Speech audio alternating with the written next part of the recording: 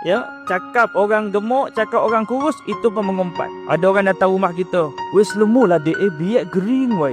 Dah gemuk lah dia, dulu kurus je. Itu pun mengumpat tu. Walaupun benda tu betul. Kalau owner dengar, kecil hati tak ada? Kecil hati sampai kata aku gemuk, sampai hati cakap aku kurus. Biak untung ni penuh, saya kira orang yang untung. Contoh kan, mengumpat tu. Kita kan kalau orang datang rumah, dia balik, kita ulas tak? Ulas. Itu mengumpat. Mengumpat ni apa Ustaz? Mengumpat ni adalah semua benda yang kalau owner dengar tak sedap. Tapi kalau kita kata, ya Allah, dah cantik dah dia sekarang, kan? Kalau situ tak apa. Kalau owner dengar, seronok, kan? Benda-benda yang baik-baik kalau kita sebut, itu bukan mengumpat, itu puji. Tapi benda yang betul, tapi kalau owner dengar, dia tak suka, itu namanya mengumpat. Jadi taubat ni, ya, dia tak selesai kalau dengan manusia itu, melainkan dengan minta maaf.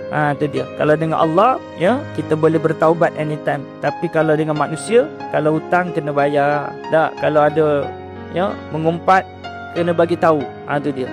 Tapi kalau tak nak bagi tahu, macam mana Ustaz? Ada ulama berbeza pandangan. Ada yang kena bagi tahu, ada yang tak perlu bagi tahu. Sebab apa dia? Elok-elok kawan, tiba-tiba bagi tahu, nanti dah tak nak kawan. Dia tak tahu kan? Bila tahu jadi berbalah. Oh, kau kata aku tu.